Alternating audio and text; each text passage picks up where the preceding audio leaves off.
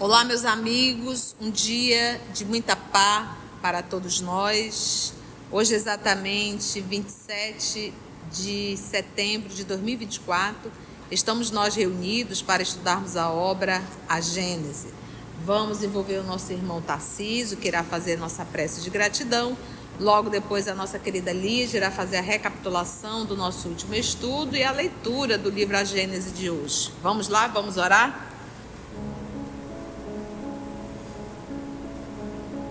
Amado Mestre Jesus, Pai Celestial, mais uma vez, Senhor, queremos te agradecer por essa oportunidade de estudo. Sabemos que ainda estamos muito longe do amor, mas que possamos ter a força necessária para nos embates do dia a dia, pensarmos em Ti, sentirmos a Tua vibração e agir da maneira correta. É difícil, Senhor, nossa vida, quando não esquecemos de orar, ou esquecemos de pensar em Ti, mas que tenhamos força necessária para cada momento lembrar dos Teus ensinamentos e executá-los.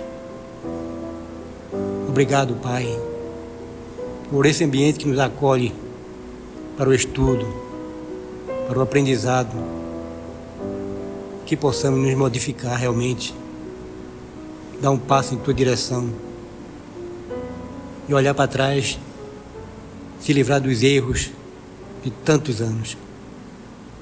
Obrigado por essa oportunidade. Fica conosco hoje e sempre. Que assim seja. Obrigada, Tarcísio. E aí, Lígia, como é que foi o nosso estudo da semana passada?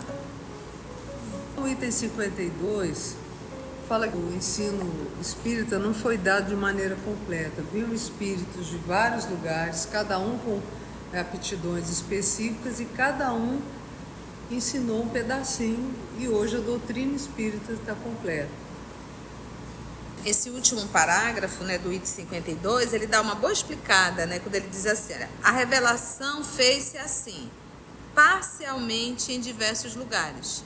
Então, um pedacinho em um determinado canto, um pedacinho em outro, um pedacinho em outro. Por quê? Porque ele era um trabalho coletivo, era um trabalho de vários espíritos, inclusive. Então, imagina vários espíritos utilizando uma cidade só, ou vários espíritos utilizando um centro, uma associação só.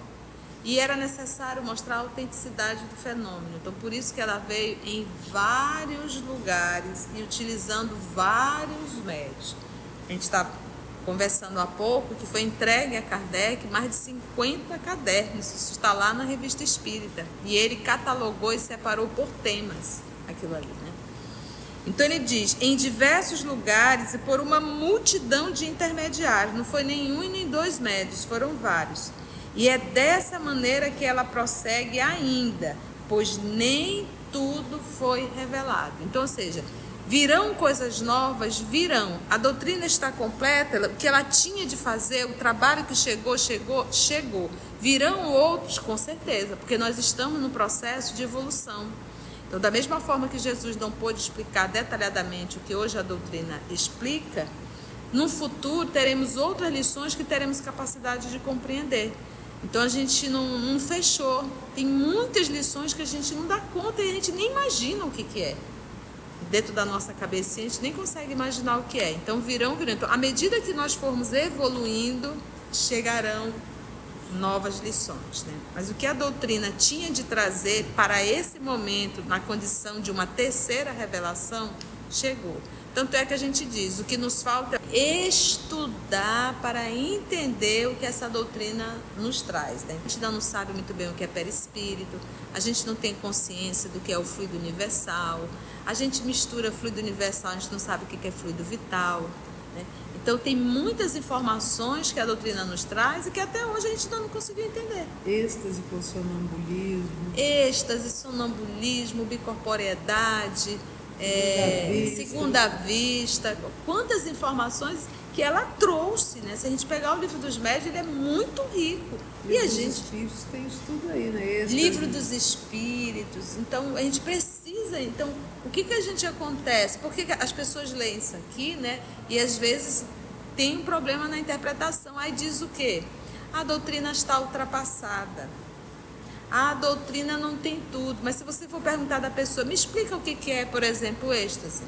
A pessoa não vai saber. O que é o sonambulismo à luz da doutrina? O que é fluido citado no livro? A pessoa não sabe. Então, como é que ela pode dizer que algo está ultrapassado se nem ela conhece a doutrina espírita? Cada vez que a gente lê, a gente vai vendo nuances que antes a gente não tinha enxergado. Entende isso? Então, teremos outras lições? Sim, mas bote séculos e séculos, gente. Qual a distância que existe da revelação do nosso Senhor Jesus para a revelação do Espiritismo? 18 séculos. Então você lê isso e acha que daqui a 1 ano, 2 anos vai estar chegando? Imagina! Então isso são séculos e séculos, que é o período que nós levamos para amadurecer um tantinho assim. Então nós temos aí 200 e poucos anos, né? E a gente tem que começar a parar e a pensar e começar realmente a entender essa doutrina. Pautado nisso, né, Lígia? Vamos para o 53? Vamos lá. 53. De todas essas coisas, resultou dupla corrente de ideias. Umas se dirigindo das extremidades para o centro, as outras se encaminhando do centro para a periferia. Desse modo, a doutrina caminhou rapidamente para a unidade, apesar da diversidade das fontes de onde emanou.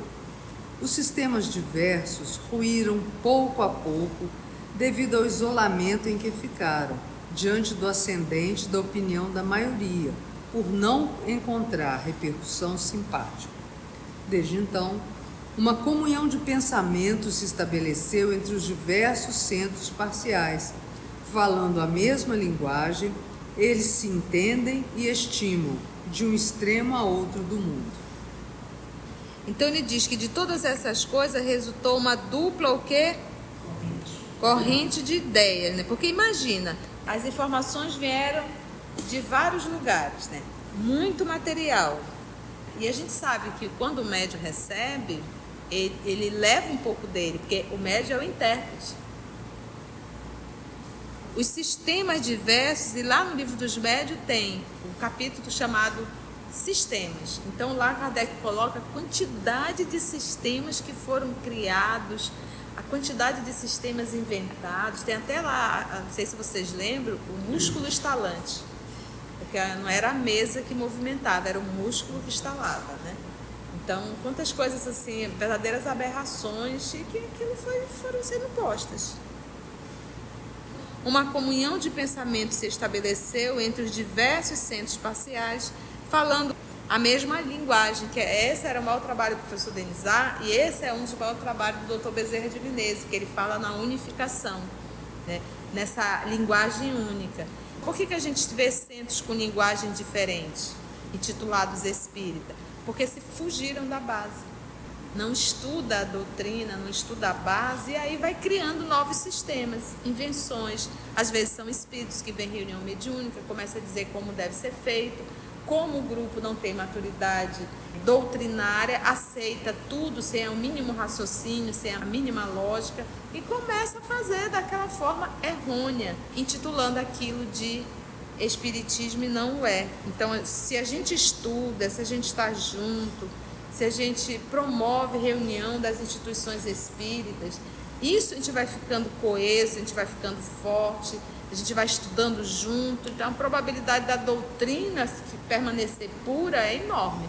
Mas se nós começarmos a nos distanciarmos e cada um estudar no seu cantinho, interpretando ou adaptando, aí a doutrina vai perecendo realmente.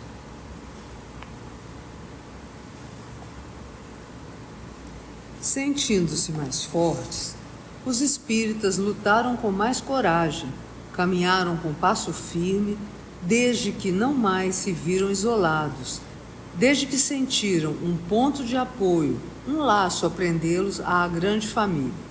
Os fenômenos que presenciavam já não lhes pareciam singulares, anormais, contraditórios, desde que puderam conjugá-los a leis gerais de harmonia, perceber num piscar de olhos toda a obra e descobrir um fim grandioso e humanitário em todo o conjunto. E aí tem uma nota de Allan Kardec.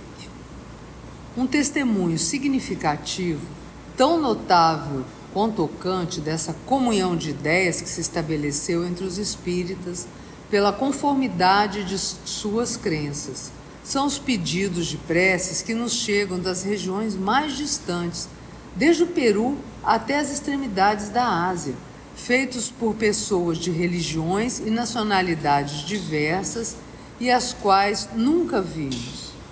Não é isso um prelúdio de grande unificação que se prepara? Não é a prova de que por toda parte o Espiritismo lança raízes fortes? É digno de nota que todos os grupos que se têm formado com a intenção premeditada de provocar a cisão, proclamando princípios divergentes, assim como aqueles que, apoiando-se em razões de amor próprio ou de outras quaisquer, para não parecer que se submetem à lei comum, se consideraram bastante fortes para caminhar sozinhos, dotados de luzes suficientes para dispensarem conselhos. Nenhum chegou a constituir uma ideia que fosse preponderante e viável. Todos se extinguiram e ou vegetaram na sombra.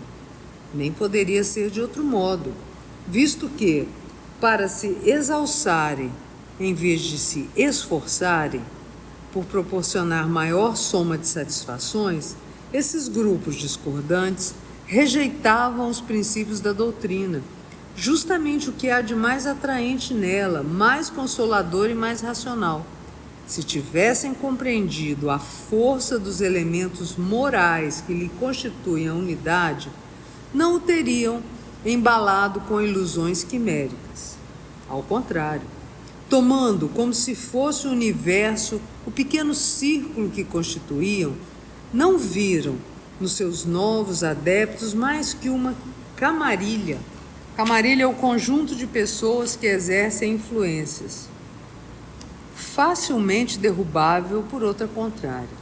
Era equivocar-se de modo singular no tocante aos caracteres essenciais da doutrina, e esse erro só podia acarretar decepções. Em lugar de romperem a unidade, quebraram o único laço que lhes podia dar força e vida. Veja-se Revista Espírita, abril de 1866. O Espiritismo sem os Espíritos. O Espiritismo independente. Então, né, Lígia, demais irmãos, é interessante porque tentaram tirar a religião do Espiritismo, a prece do Espiritismo. Por isso que ele diz aqui, tentar tirar a parte melhor da doutrina, que é a parte moral. E isso foi tentado, mas Kardec foi um que bateu o pé e disse não. Eles não queriam nem fazer prece, gente. Não queriam nem fazer prece. E ele diz assim, não é a prova de que por toda parte o Espiritismo lança raízes fortes? É isso que a gente tem que entender. Todo o trabalho do Cristo, todo o trabalho que nós realizamos, todo o trabalho que Kardec realizou, todo o trabalho proveniente do bem, ele passa a ser um alvo e ele vai ser sempre muito atacado. Quando nós nos predispomos ao trabalho no bem, nós também nos tornamos alvos e também seremos muito atacados. Então, sempre esse movimento de estarmos muito atentos ao trabalho que estamos fazendo, a fidelidade ao trabalho que o professor Denizar realizou e fez, e a gente percebe, como ele bem diz aqui, a unidade que foi se formando. E aquilo que não era do Espiritismo, o próprio tempo, eles próprios, as próprias pessoas foi fazendo com que aquilo se acabasse. Muito bom. 54. Não existe nenhuma ciência que haja saído prontinha do cérebro humano. Todas, sem exceção de nenhuma, são fruto de observações sucessivas apoiadas em observações precedentes, como sobre um ponto conhecido para chegar ao desconhecido. Foi assim que os espíritos procederam com relação ao espiritismo, razão porque é gradativo o ensino que ministraram, pois eles não abordam as questões senão à medida que os princípios sobre os quais hajam de apoiar-se estejam suficientemente elaborados e bastante amadurecida a opinião para os assimilar. É mesmo de notar-se que, de todas as vezes que os centros particulares quiseram tratar de questões prematuras, não obtiveram mais do que respostas contraditórias, nada concludentes. Quando, ao contrário, chega o momento oportuno, o ensino se generaliza e se unifica na quase universalidade dos centros. Por exemplo, a gente teve 2 momentos da doutrina espírita. Nós tivemos a base da doutrina trazida ali pelos espíritos superiores, trazendo toda a parte teórica, sem entrar, nós temos o céu e o inferno, que vai retratar ali diálogos do mundo espiritual, né? As comunicações dos espíritos sofredores, dos espíritos felizes, dos espíritos medianos, né? Então a gente tem ali o céu e o inferno como essa base que nos traz bastante comunicações do mundo espiritual. Mas nós tivemos no início do século XX, essa segunda parte da doutrina, eu gosto de chamar de segunda parte, mas é eu que estou chamando, isso é eu, tá? Não é algo doutrinário, não. Isso é eu particularmente vejo assim. Tem a segunda parte, que são as obras psicografadas por Francisco Cândido Xavier.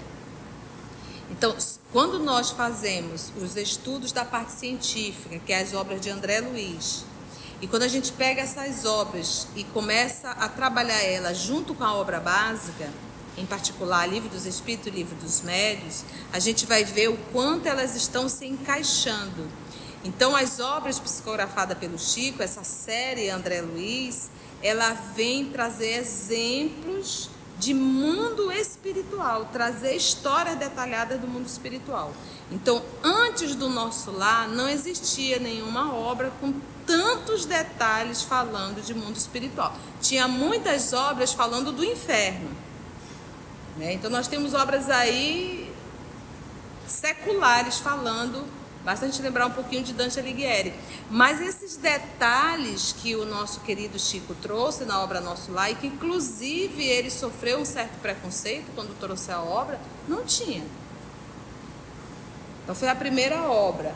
Aí depois nós temos os romances de Emmanuel, que vai trazer a parte religiosa. Se você observar, tem período de Jesus, depois do nosso Senhor Jesus, nós vamos encontrar ali aquele período de 100 a 200 e um pouquinho, e depois vamos pegar a Inquisição com o livro Renúncia. Então ele traz o romance, mas ele traz um romance histórico, né? Que tem uma política, que tem uma religião, que tem um momento específico daquele livro que está se vivendo. Então ele vem e traz a história da sociedade e da humanidade de novo. E tem o livro A Caminho da Luz, que vai nos contar toda a história desse nosso planeta, desde as reuniões que foram realizadas no mundo espiritual. Então, meus irmãos, é um compêndio de livros espetaculares. Então, vejamos nisso aquela continuidade da revelação da doutrina, coisa que lá atrás Kardec não pôde fazer. Não havia maturidade. Volto a repetir, o Nosso Lar, mesmo pelos espíritas, disseram que o nosso Chico estava fascinado. Não foi fácil o trabalho dele, mesmo para aqueles que são. Agora imagina que não é. Mas hoje, em compensação, até filme se faz do livro Nosso Lar. Até filme foi feito do livro Nosso Lar. Mas quando ele chegou, sofreu um pouquinho perante aos espíritas. Entendeu, gente? Então vejamos esse trabalho do início do século XX pelo Chico como essa continuação. Por isso é que ele disse aqui, não fechou, virão novas informações, mas no momento não dá. No momento não dá. Então é muita informação, e só o nosso Chico ele deixou mais de 400 obras, gente. E a série André Luiz e a série Emmanuel, poucos espíritas estudaram de ponta a ponta. Hoje, os espíritas de hoje, se nós pegarmos os espíritas do século XX, a fidelidade dele, eu estou falando daqueles espíritas comprometidos mesmo, né? A gente tem aí pronto o nosso Divaldo, Pergunta se Divaldo não leu todas as obras básicas, toda a série Emmanuel, toda a série de André Luiz, o Raul Teixeira. Então são pessoas que realmente levam a doutrina com muito afinco. Hoje não. Hoje nós não temos espíritas comprometidos com o estudo, com a obra básica, estudar detalhadamente. É um espírita autêntico, sabe? Um espírita verdadeiro. Porque o espiritismo ele tem uma filosofia, tem uma ciência e tem uma religião. Essa trilogia ninguém absorve por osmose. Não é assim. É necessário queimar a pestana. Ou seja, tem que sentar, e esse sentar tem que ser prazeroso, né? Estudar é um prazer, é uma alegria muito grande despertar. Quando a gente fala em espírito superior, nós estamos falando em duas asas: a asa moral e a asa intelectual. Então, quando você vê Jesus sendo o co-criador do planeta, isso quer dizer que ele entende de física, de química, de astronomia, de fisiologia, de zoologia, de tudo. Então, é necessário esse aprendizado, porque nós temos que desenvolver tanto a intelectualidade quanto a... Há, todavia, capital diferença entre a marcha do espiritismo e das ciências. A de que estas não atingiram o ponto em que chegaram, senão após longos intervalos, ao passo que bastaram alguns anos ao espiritismo, quando não a galgar o ponto culminante, pelo menos a recolher uma soma de observações bem grande para formar uma doutrina. Resulta esse fato da inumerável multidão de espíritos que, por vontade de Deus, se manifestaram simultaneamente, trazendo, cada um, o contingente de seus conhecimentos. Resultou daí que todas as partes da doutrina, em vez de serem elaboradas sucessivamente durante vários séculos, o foram quase ao mesmo tempo, em alguns anos apenas, e que bastou reuni-las para que estruturassem um todo. Vendo que lindo isso, né? A doutrina estava pronta? Sim, foi esse o trabalho de Kardec. O segundo trabalho, que é essa segunda parte, é trazer isso à prática, exemplos da teoria que estavam na obra básica. Então, no Céu e Inferno, que nós também estamos gravando agora, já havíamos estudado, estamos novamente estudando para gravar e colocar no canal, a gente observa ali os espíritos sofredores falando das sensações, né? Falando da situação que eles se encontram. Aí vem as obras de André Luiz falando dos vales. Tem a própria livro da nossa querida Ivone Pereira do Amaral falando do Vale dos Suicidas, né? Então, são obras espetaculares que estão aí para trazer detalhes daquilo que está na obra básica. Quis Deus que fosse assim, primeiro para que o edifício chegasse mais rapidamente ao fim. Em seguida, para que pudesse, por meio da comparação, ter um controle, a bem dizer imediato e permanente, da universalidade do ensino, pois nenhuma de suas partes tem valor nem autoridade, a não ser pela sua conexão com o conjunto, devendo todas harmonizar-se, achando-se cada uma o devido lugar e vindo cada qual a seu tempo. Lindo, né? Tem que somar. Sozinho, isolado, não é doutrina. Ela se torna uma doutrina pela soma de tudo aquilo que foi recebido.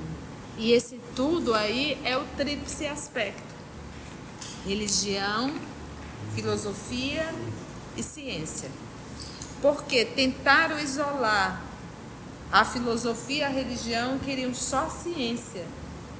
Porque ela é uma ciência. Por que ela é uma ciência? Porque ela foi pesquisada, anotada, quantificada, qualificada. Exatamente. E quantificado foram mais de 1000 médios. Observações, comparações, refutações, anotações. Quando Kardec ia para aquelas reuniões com o caderninho em mãos, isso é pesquisa. e que tinha como comprovar. Então, é uma ciência pautada em pesquisas. A parte filosófica, que nos leva a pensar, a refletir, e a parte religiosa, que traz Jesus, que traz a religião. Então, o povo da ciência não queria misturar. Então, tinha os cientistas que estudavam a materialização, né? A materialização de espírito, materialização de objetos, né? O movimento de objetos, eles estudavam isso. E lembrando que essa época do século XIX, meados do século XIX, a ciência estava pipocando para tudo quanto era lado, né? Os homens começaram a ter liberdade, porque antes não tinha, por conta da igreja, por conta da Inquisição. Então, aqui eles estavam tomando mais liberdade de fazer pesquisas, de obter resultados, inclusive contrário com o que a igreja estava pregando, e que eles ficaram aprisionados. Então, meados do século XIX era a explosão da ciência. Aí o povo queria falar em religião de novo? De forma alguma. Não confiando a um único espírito o encargo de promulgar a doutrina, que seria publicar a doutrina, quis Deus também que tanto menor quanto maior, tanto entre os espíritos quanto entre os homens, trouxesse sua pedra para o edifício, a fim de estabelecer entre eles um laço de solidariedade cooperativa, que faltou a todas as doutrinas oriundas de um tronco único. Por outro lado, dispondo todo o espírito, como todo homem, apenas de limitada soma de conhecimentos, não estavam aptos individualmente a tratar ex professo. É uma nota da editora, locução latina, que significa como professor, magistralmente, como verdadeiro conhecimento de causa. Das inúmeras questões que o Espiritismo envolve. É por isso também que a doutrina, em cumprimento aos desígnios do Criador, não podia ser obra nem de um só espírito, nem de um só médium. Tinha que sair da coletividade dos trabalhos comprovados uns pelos outros. E temos uma nota de Allan Kardec. Veja-se em O Evangelho segundo o Espiritismo, introdução, segundo parágrafo, e na Revista Espírita de abril de 1864, Autoridade da Doutrina Espírita, Controle Universal do Ensino dos Espíritos. Legal. Então, olha que interessante aqui, não confiando a um único espírito o encargo de publicar a doutrina, divulgar, né, a doutrina, quis Deus também que tanto menor quanto maior, tanto entre os espíritos quanto entre os homens, trouxesse sua pedra para o edifício. Porque ele diz tanto quanto menor. O que o professor Denizar fala de espíritos sofredores se comunicando? Eles estão ensinando? Estão. Espíritos agressivos, perturbados, estão ensinando? Estão. A doutrina veio só para aqueles que têm nível superior, doutorado nisso? Não. Ele conta, inclusive, o Kardec, lá em Viagem Espírita também, que existia um número muito grande de operários. Então, a doutrina ela não veio para um grupo de pessoas. A doutrina veio para a humanidade e veio da humanidade espiritual. Então, ela não está centralizada sobre a cabeça de um. Vamos lembrar sempre disso, né? Foi bom, gente? Então, algum comentário, Lígia? Não. Carlinha, demais irmãos, tudo ok? Se você chegou até aqui o final, deixa seu comentário. É muito importante a gente poder ler o teu comentário. Não esqueça de curtir para que possa divulgar a página. Dá o seu like, né? E, se possível, faça a sua inscrição no nosso canal e toca o sininho. Porque quando você toca o sininho, o YouTube avisa para você quando o EOS publicar um novo estudo. Então, receba um grande abraço da família EOS Manaus. Antes de orarmos em agradecimento, vamos ouvir algumas considerações da tia que destacamos neste estudo para a reflexão dos ensinamentos. Vamos aos destaques da tia?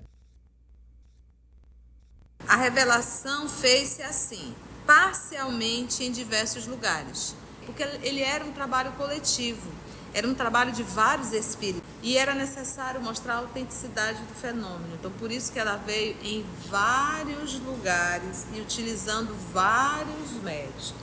E era necessário mostrar a autenticidade do fenômeno. Então, por isso que ela veio em vários lugares e utilizando vários médios.